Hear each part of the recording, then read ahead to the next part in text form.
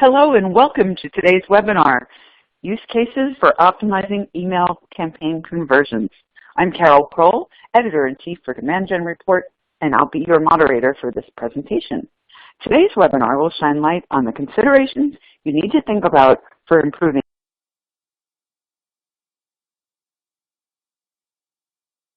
email and outbound campaigns.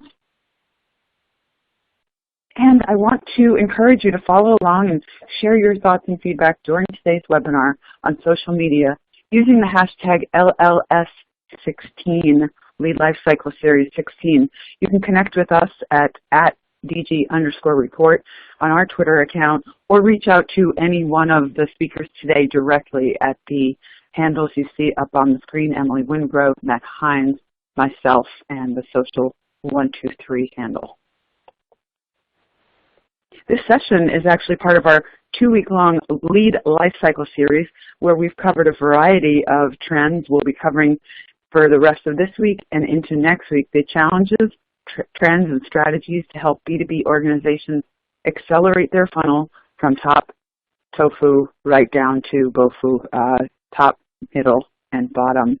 And the sessions over the next 2 weeks will actually include topics as diverse as effective ABM strategies, tips for combating marketing and sales misalignment, as well as how to produce valuable content for the middle of the funnel and producing video content that's super compelling. And if you miss any of the sessions over the next 2 weeks and you would like to learn more, just be sure to check out the on-demand recordings for each session. If you go to that URL on the screen or go to the Demand Gen Report website, you can find the links there and you'll be able to go back and listen to them if you can't make it live.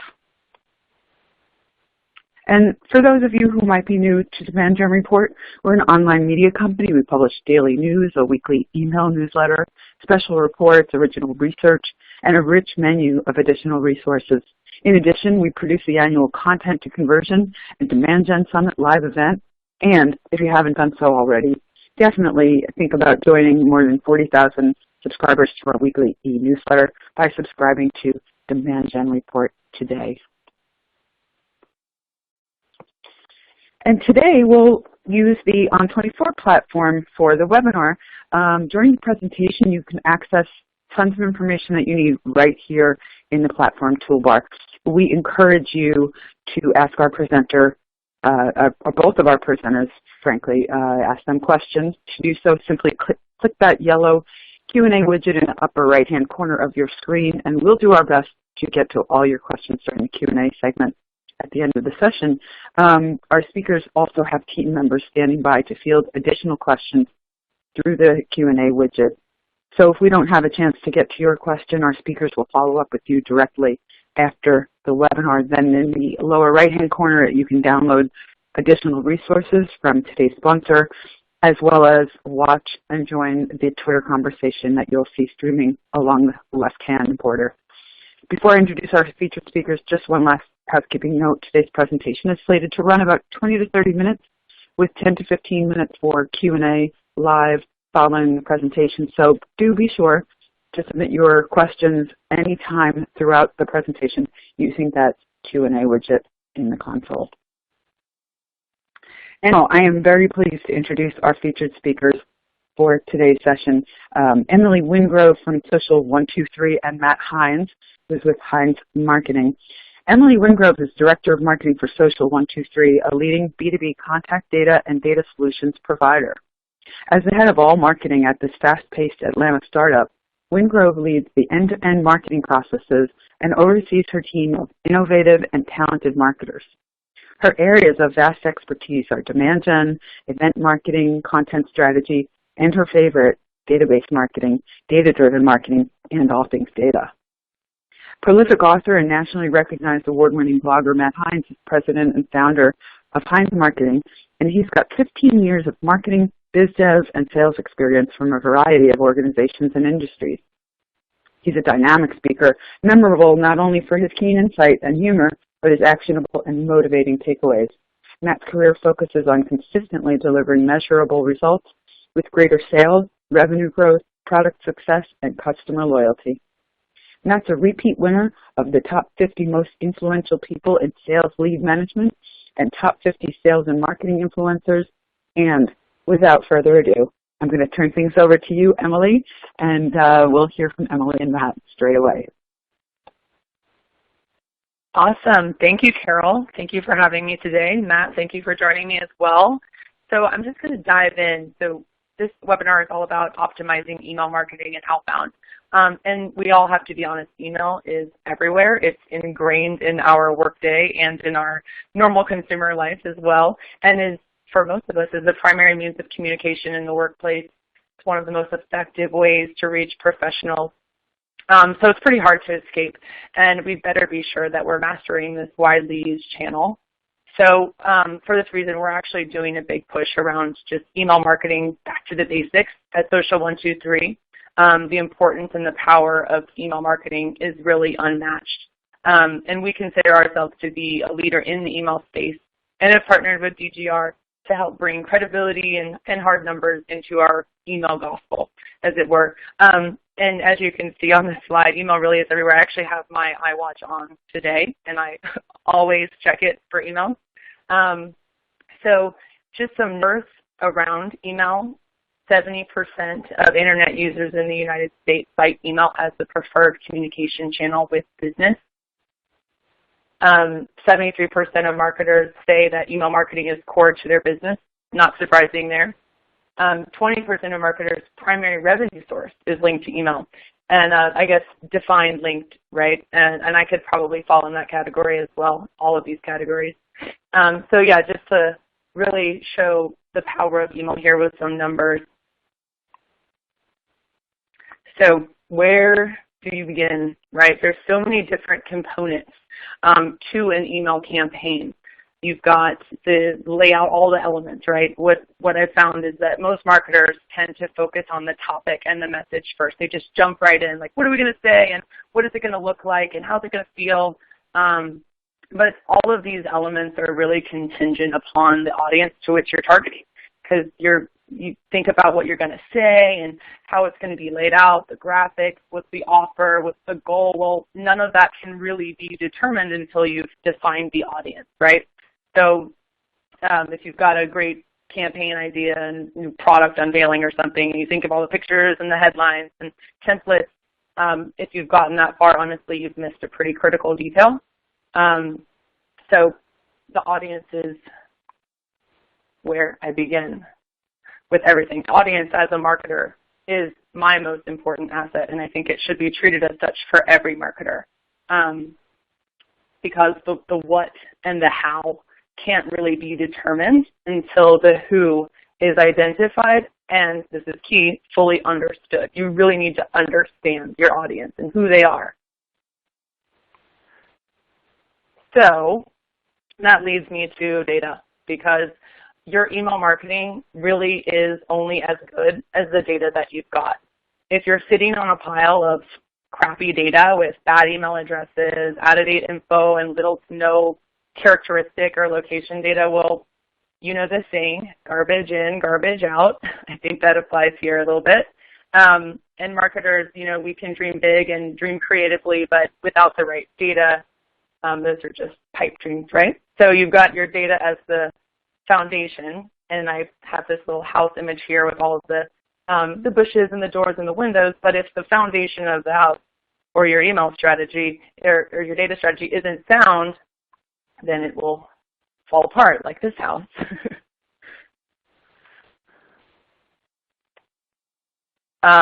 You know, and I would love Emily, to hear from you, Matt. Yep.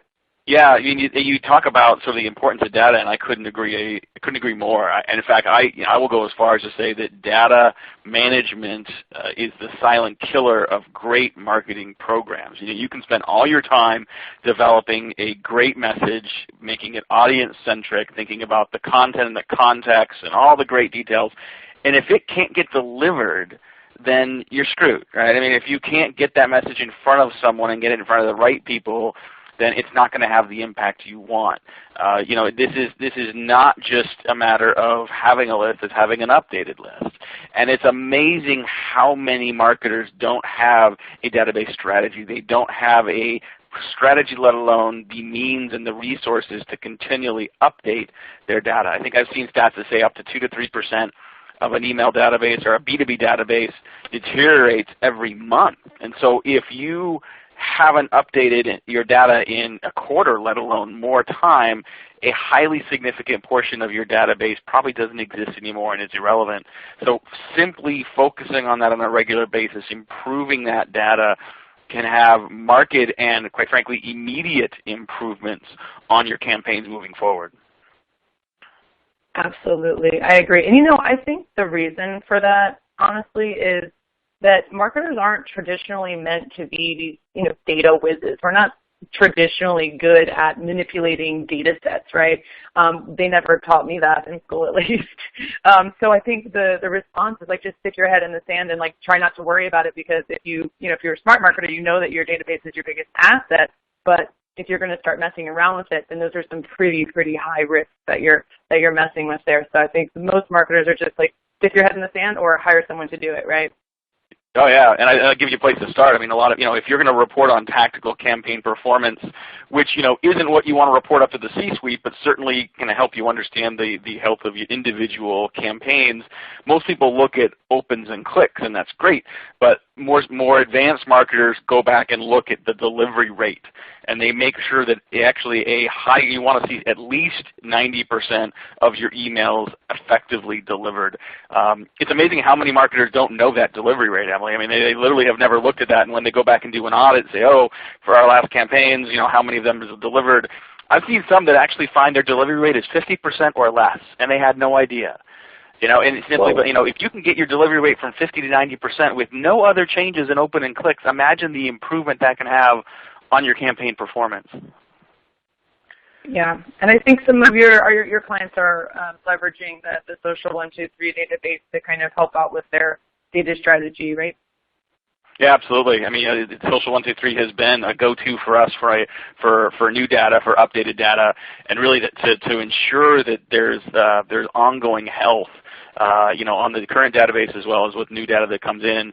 And again, I talk about the silent killer. This is not just, hey, how many of my emails are getting delivered? Are they getting delivered to the right person in the right role? When the lead follows up, does the sales team have an accurate phone number to follow up with as well? I mean, your data, you got to think through all the use cases of your data and ensure that every element of your sales and marketing activity all the way through the entire process is optimized.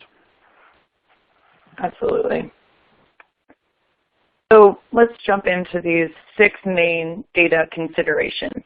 And I'll just quickly run through these 6, but we're going to dive in a little bit deeper as we go. So the data sourcing, the data quality, your email marketing strategy and the planning guidelines, segmentation strategies, personalizing your messaging, one of my favorites, integrating advanced marketing strategies with email deliverability, and data governance, and then, of course, measurement and campaign analysis. So I'm going to jump right in here to data sourcing and data quality. So my first piece of wisdom here is be very careful who you select to work with as a data partner. There are those guys, and maybe they're in South Florida, not sure, with the gold chains that are selling lists, and there's data brokers, or I get bombarded with emails that have these seemingly irresistible lists, like, hey, do you want every single decision maker with all of these data points? Just click here, and it's coming from a Gmail address. Resist the temptation. Don't take the bait. I promise you will regret it. And you might even get in trouble for it in the long run. So don't take the bait. If you're sourcing and that point data, right there, Emily, that point on data sourcing is really important. I think sometimes you get what you pay for. If you find a deal is too good to be true, I guarantee you it is. And you made the point about spam traps. It is statistically proven again and again that if you get your data from unreputable or unknown sources, the likelihood that there are hidden spam traps in that database is extremely high. There is no faster way to get yourself on blacklist, to get your domain shut down, and to get the ire of the entire organization on you than to buy a bad list, trip a spam trap, and really kind of bring the entire business, not just your email marketing, to its knees.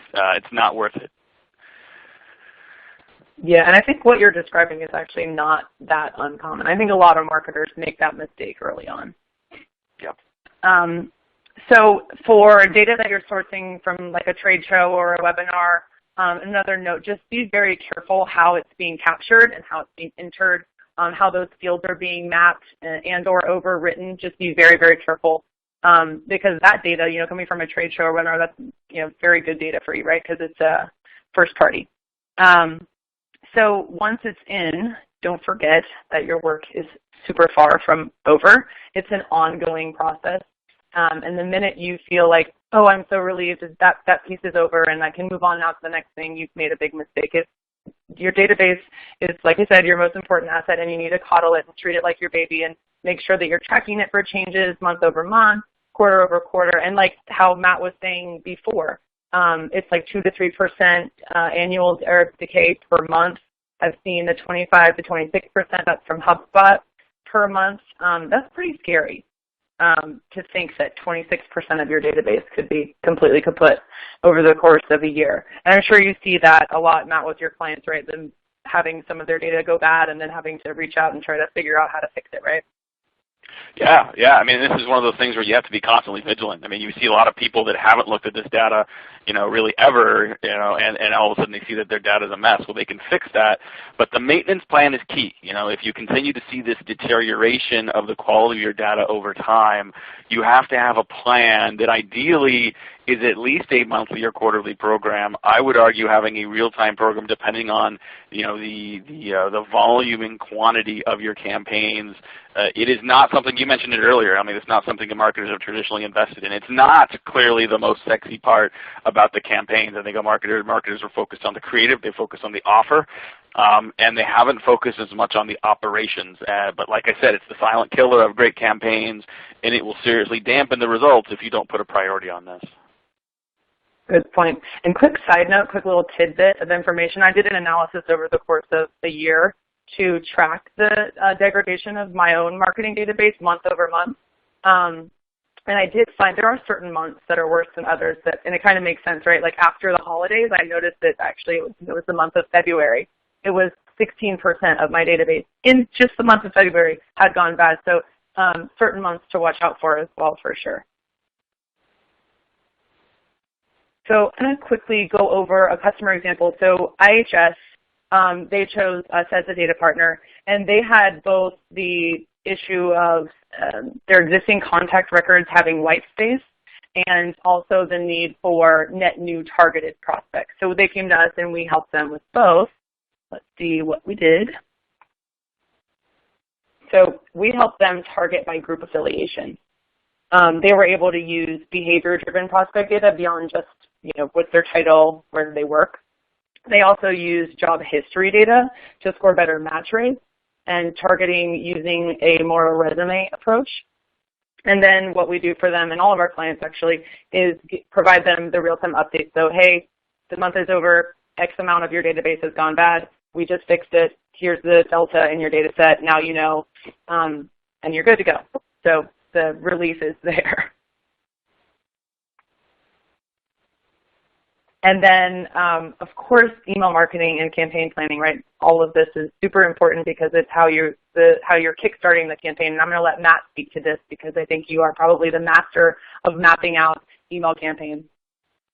Well, I think you're right. I mean, this is really, really important to make sure you've got a plan up front. It's not only, thinking through who your customers are, what stage of the buying journey are they at, what's the context into which that message is going to be received.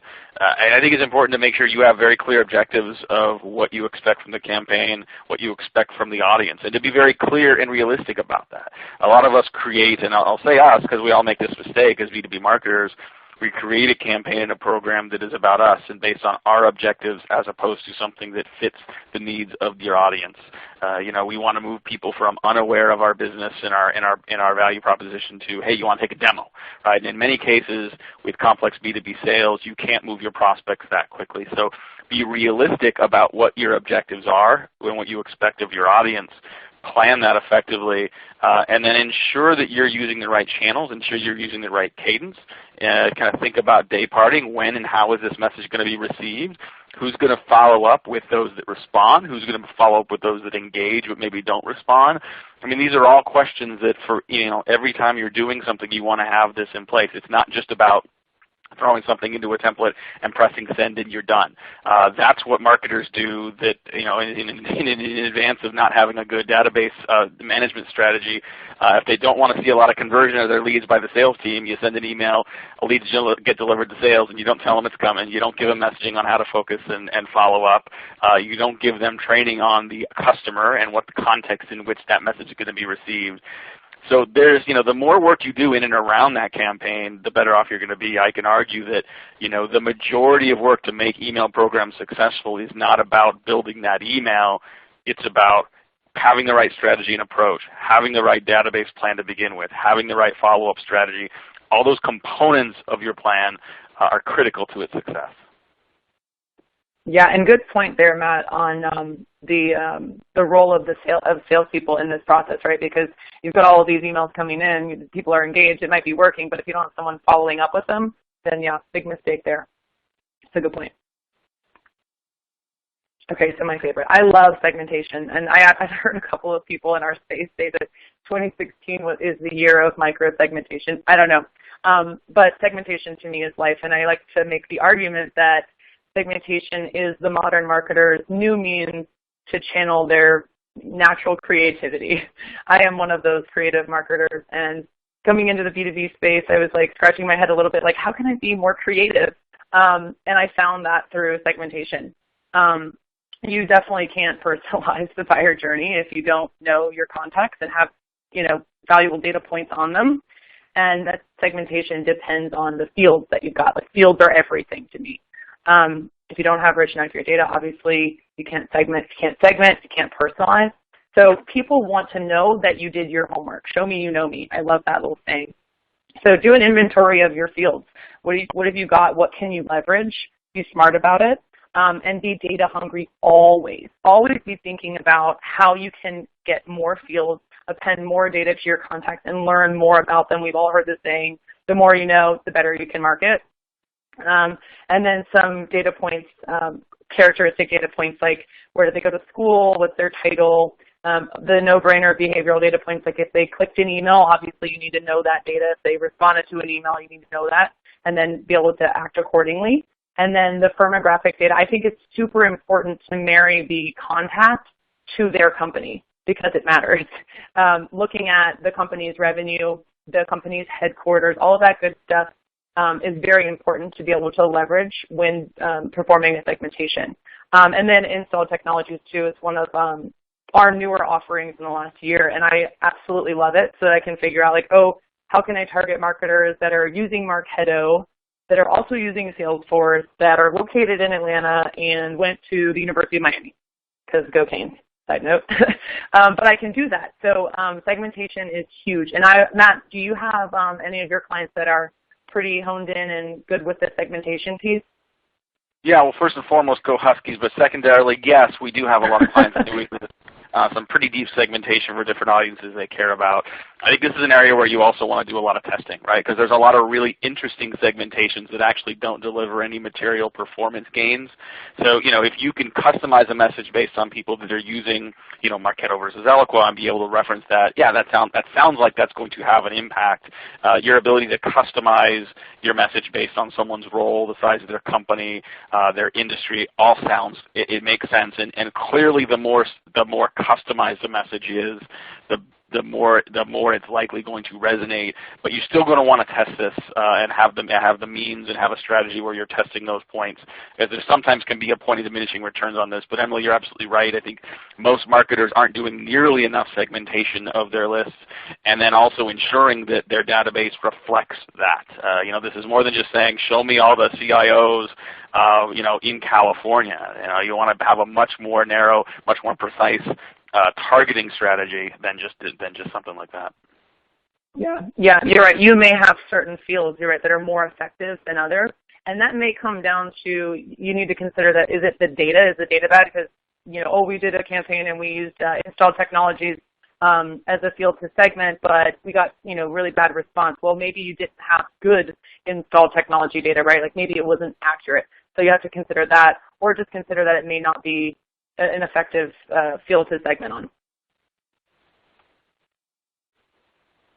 Integrating advanced marketing strategies into email. So this is kind of a funny quote that I put here. So if there are any people on the call today that are English majors, represent, because there's a quote by John Donne, no man is an island entire of itself. And I tweaked it a bit, so I'm Emily Dunn for today, or at least this slide. Email marketing is not an island entire of itself. Email marketing should never, ever be considered a standalone thing. And Matt, as the marketing guru, and you work at an agency and you have all these clients, so you get a much broader spectrum of how people are using email in conjunction with all of these other points. I'd love to hear more about that. Yeah, I mean, very few of us think of yourself as a consumer, whether it's in a B2B or a B2C context. You are impacted by messages that you see in multiple contexts. There's plenty of good research that shows that if you've got 10 impressions in front of someone, if those 10 impressions are in the same channel versus if they're diversified across multiple channels, the multiple channel strategy accelerates the impact of awareness, interest, familiarity in people's brains. There's something about the fact that different context registers in a slightly different way that reinforces and builds more quickly and more strongly comfortability and familiarity with a brand or a message. So the more you can integrate that, the better. And I go back to the idea as well about context. The sequence of how you do some of this is important as well. If you're going to do an email as a follow-up to an event, obviously the email may go after you may do email before as well. But think about the context into which that's going to be received. If the event ends at the end of the week, one of my favorite times to send a follow-up email is actually Saturday morning. In B2B, many of your audiences, they've been away from email, they're away from their job, but they get home. Saturday morning, they're in their jammies with their coffee, the kids are watching cartoons, and they're catching up on email. So they're not getting a lot of inbound email, but they're more likely to see yours as it comes in and as it relates to the event. And also, their context point is, what's something you can deliver to someone that's going to make their life and job easier after that event? Have you summarized some of the main points? Have you taken notes and give them access to detailed notes from some of these sessions that they attended or should have attended? I mean, think that context, and then thinking about that in a multi-channel and sequence integrated format can make a significant difference in your ability to drive results off of those activities. Absolutely. So example here of an advanced marketing strategy, ABM, you probably all heard of Terminus. They have a targeted ad software, and they use Social 123 for their roadshow, their Flip My Funnel roadshow, to attract high-value prospects in multi-city events.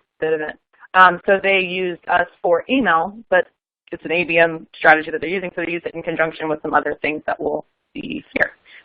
So they looked at location, obviously, for the location of the event. They looked at industries, technologically savvy organizations, ABM job functions, looking at skills, keywords on their contacts profiles, job levels, and then technographics, so group members and users of marketing automation and CRM. And like I was mentioning before, you can leverage that with the Social 123 platform. And what then is that they've combined email touches with phone outreach, targeted advertising, and social media efforts. And they were able to attract 11 of their top tier accounts to the first two events. And when I first got these results back, I was like, oh my gosh, only 11. But you got to think about it as ABM, and it's really quality over quantity. And then what's absolutely glorious is that they got 19 opportunities out of it, and they weren't even necessarily from the people that came to the event. It was all around, well, some of them were, but some of the opportunities came just as a result of the email communication. Just, sparked a conversation. I can't go to your event, but I'm interested in your services. So that was a success for Terminus and for us. Another quick example is our client Weebly. They used it for event email, an event email campaign, excuse me. So they combined, obviously, emails with their events that they're working on, and they cleaned and enriched their data with us and then integrated it into their CRM and then leveraged their sales team for follow-up, kind of like Matt was mentioning earlier. So deliverability, the scary stuff, right? Well, I think it's intimidating for a lot of people, right? Because I think a lot of people don't really know what to do with this. I mean, honestly, I think the idea of understanding, your send rate, because you can see that in some of your platforms, is a little easier. But the idea of warming up your email list to a particular domain or to the IPs, I think that, this is a scarier concept for people. We could spend a whole other 30, 40 minutes on this topic alone. But you've added some bullets here that I think are really important, and so a couple things worth mentioning. Use a tool like SenderScore to understand your email reputation. It will give you some recommendations of things you could be doing to improve it. I think email authentication methods are important. Can spam tells you certain things you should be doing, but there are keywords you want to avoid in your subject line. If you are an all-image email these days, it's more likely to get caught. There's plenty of best practices that you can follow. They come from SendScore. You can probably, there's a lot of other sort of email tools that I'd recommend you check out. Know the markets you're sending things into. I mean, this is where the things have gotten far more complicated, but it's super easy to segment and get this right. In the U.S., people don't get this. A lot of people don't understand this. Can spam does not prohibit you from sending unsolicited email. It simply puts some rules and restrictions around how you do that. That is different than the Canadian rule, which says you have to have an opt-in. In Europe, you have to have an opt-in. There's different rules in different markets that if you're marketing outside of the United States, it's important to understand. And these are real as well. I mean, this is at least as important as potentially getting your domain blacklisted and shut down. If you email too many people in Canada and you get caught, I can't remember what the fine is per instance, but it can be a very, very material fine from the Canadian government to continue to help provide free health care for their people. They're looking for money just like every government these days, and they will come after you aggressively if you're not following this. So it's a simple thing to do. I mean, to be able to understand, which, you're using .ca, you're appending your contacts with country or state or province information, so you can segment that audience and get your approvals firsthand. So something that, this is a little more of an advanced topic, but definitely something you want to take seriously and make some steps to address. Absolutely. A couple of quick tidbits that I've learned along the way. A lot of people think that just because someone has a .ca email address, that means you can't email them. But the castle rule is it's where the person is actually located. So you may be missing out on people that have .ca email addresses that are currently working in the United States just for Canadian companies. So you can email those people, but if someone's working for an American company but they're based in Toronto, you really can't email them, and they might slip through the cracks because they don't have a .ca email address. So just something to watch out for. Another thing is certainly don't email like 800 people from the same company with the same domain. That's one really easy way to get blacklisted. So watch out for that. And then if you are worried about the cold outreach, then one other way to kind of get them back on the inbound is use data to target ads at people and then get them into your database that way. Because if they come in from Germany or Canada that way, they've opted in. So just a couple of things to watch out for. So measurement and campaign analysis, all of this work, right? If we can't measure it and report on it, then what's the use, right, Matt? Yeah.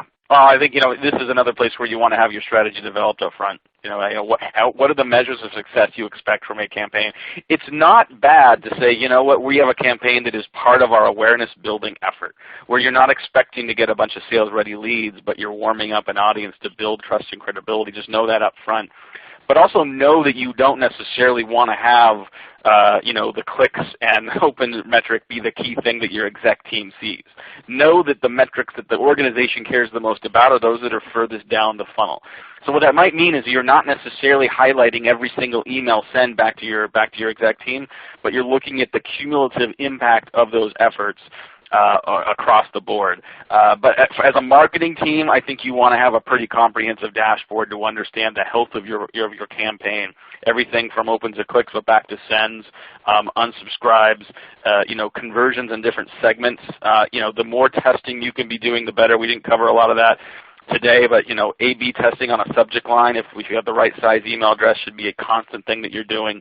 So just know your data, know your message, know your metrics up front, know which metrics you want to surface to which audiences, know what story that communicates about you as a marketer and about as a revenue-focused marketer moving forward as well. Good point. It's easy to get lost and excited over opens and clicks, but the bottom line is the ROI, right? and revenue. Yeah, absolutely. Takeaways, we've covered a lot on this webinar so far, but again, a solid data strategy is the best foundation for effective email marketing campaigns. You really can't get far just focusing on the content of your emails if you're not thinking about who you're actually sending the emails to and how often you're doing it, what's the strategy, what's the length of this campaign. And then your data quality is crucial, obviously, because if you have bad email addresses, bad contacts, then your message that you've worked so hard on isn't going to get into their inbox. So that's no good either. And then relevancy is also key. Personalization, really leverage the fields that you've got. Make sure that you're monitoring your data over time, whether it's on a monthly or quarterly basis, it's got to be done. And then, again, with the segmentation, the more relevant the message, the higher the engagement is going to be. So thank you all for coming today and listening to Matt and I, and thank you, Demand Gen Report, for having us. Right now I'm going to pass it back over to Carol. I think we have some questions. Perfect. Thank you so much, Emily and Matt. That was such a great presentation. So many good tips and practical information.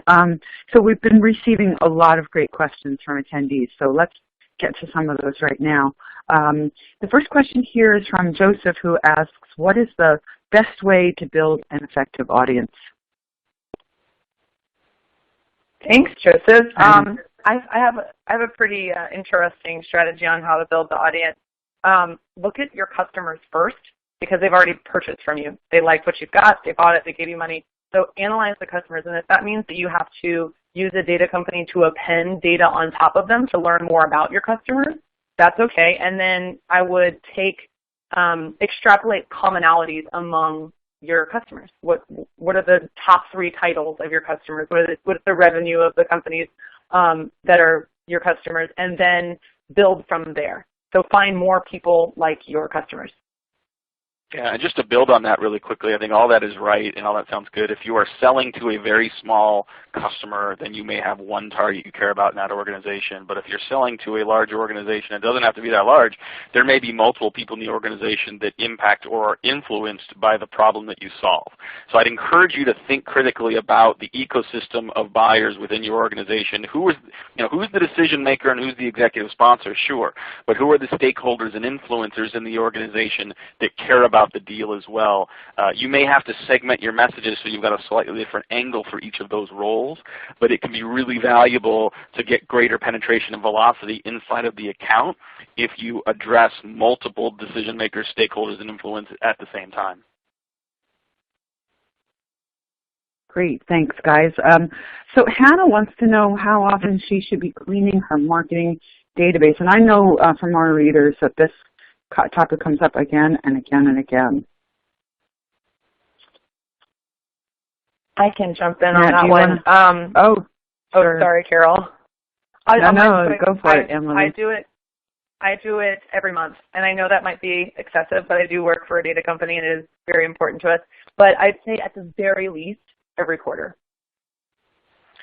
Yeah, I would agree with that, and I would actually say I'd get more aggressive. Every month is fine, depending on how often you're hitting that list. I mean, every time you send something out, you learn something about your list. You learn who changed jobs. You learn who no longer is in that position. You learn which email addresses are not being delivered. And so I think every time you send an email, it's an opportunity to segment your list and segment the next message, but it's also an opportunity to incrementally clean up your database so that the next send is that much cleaner. Like if you're doing a pretty aggressive outbound campaign with pretty high frequency, once a month may put you at a higher risk of getting caught in some of those spam traps. So you got to be realistic. Like if you're not doing anything today, starting with once a quarter or once a month is a really, really good idea.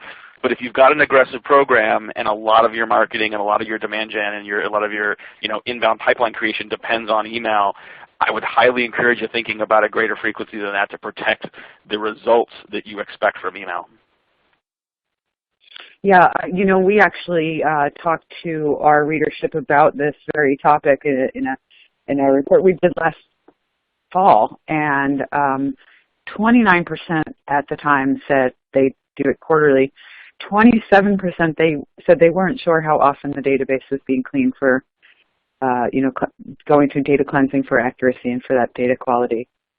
And only 21% said they were doing it in real time, and then there were mixes of other stats.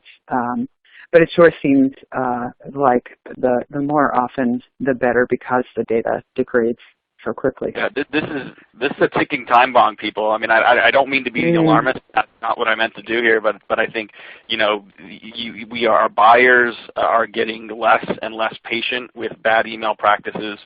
The IPs and the domains are getting more and more vigilant about policing people that are neglecting to update their data.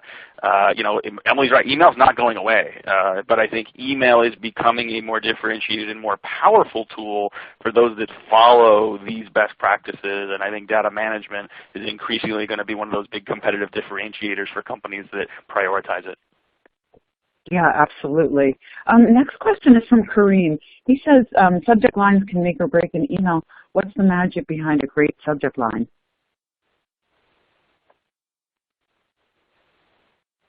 Matt, do you want to take this and I'll follow? Yeah, I think okay. Subject line is the most important part of the email. Let's be honest, right? I mean, so like all things aside in terms of like planning and audience and context, the subject line is the first thing people see, and if you don't get people past it, doesn't matter what's in the rest of the email.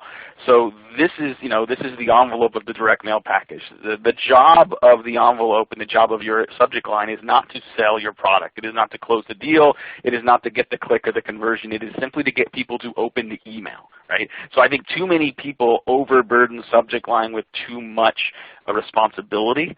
Think about your audience, think about the content and the context into which it's going to be received, and come up with a subject line that is enticing and focused and precise enough that it gets the email open and gives you a couple more seconds to, in the body of the email, keep their attention and hopefully drive some kind of action. But I encourage you to be very diligent about making sure that you focus on subject lines, do them right, do a lot of A/B testing on those as you can, but don't make them overperform. Yeah, good point, Matt. You have to think about the function of the subject line. Sorry, Carol. But it's not to tell the world about what's inside of the email. The function of the subject line is to get someone to open it, right?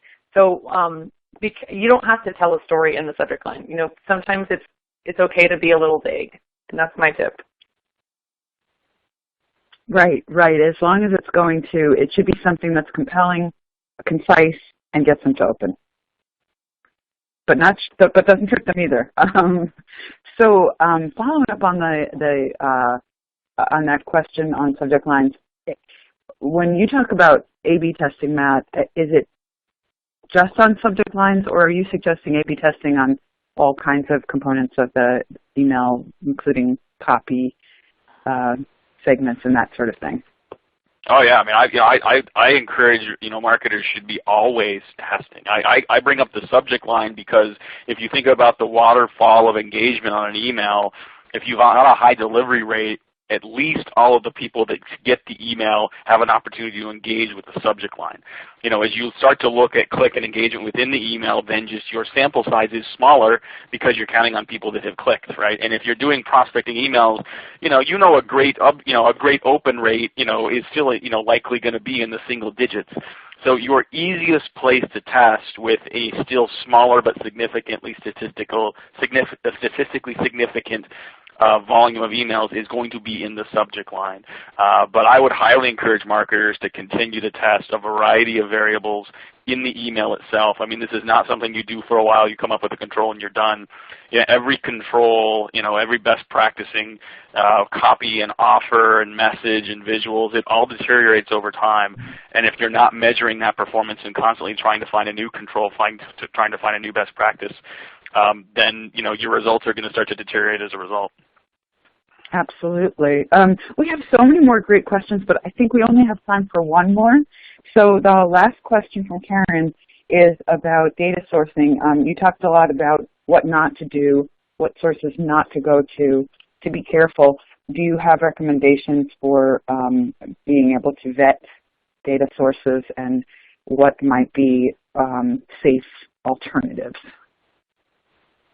Well, I'll be the first one to say that you should have more than one data source.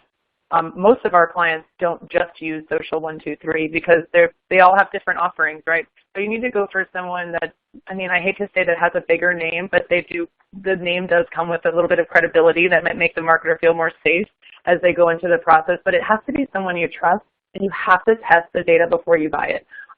The data company needs to prove an ROI before you buy from them. It is crucial. Sometimes there's paid tests. I think that's fine too, and I think that you can justify that to whoever your higher up may be, but you need to test the data. Do it, run an email campaign to it, eyeball it, go through it, whatever you need to do to make you feel more comfortable, but my vote is to go as deep as you can with the testing for sure. Yeah, I think testing is a great option. I think there are certain sources, like I said before, if you get a random spam email from someone with a Gmail account, claiming that they've got the best list for you, then I would be highly suspicious of that. There's a lot of people that likely, the best options out there are sources that have likely been used by others. So I would look at Trust Radius and similar services to see what people have seen in the past. I also find that the quality of service you get from vendors sometimes is indicative of the quality of their data. Some of the best vendors we work with, and Social 123 is a go-to for us and a lot of our clients right now. They stand behind their data. They're transparent about their processes. Their service teams are great and follow up quickly. And I have found that to be a strong proxy for the quality of the data you're going to receive as well. Yep, that makes perfect sense. I'm so sorry that we're out of time because I feel like we could go on and on and on. But I just want to thank Emily Wingrove from Social 123 and Matt Hines from Hines Marketing again for sharing such great insights with us. And thank you to all of our attendees for taking the time to join us today. There's just a reminder that today's webinar will be available on demand, so you can access it at any time and share it with your peers and colleagues. And one last note, please do join us for our next Lead Lifecycle Series session taking place today at 2 p.m. Eastern Time. Hannah Abarza from Uberflip is going to be discussing how to create and optimize your content experience. You won't want to miss it. So follow the link below to learn more about the session. And if you don't have time to write down that very long link, just go to the Demand Gen Report website and you can link to it there. We hope to see you there and enjoy the rest of your day.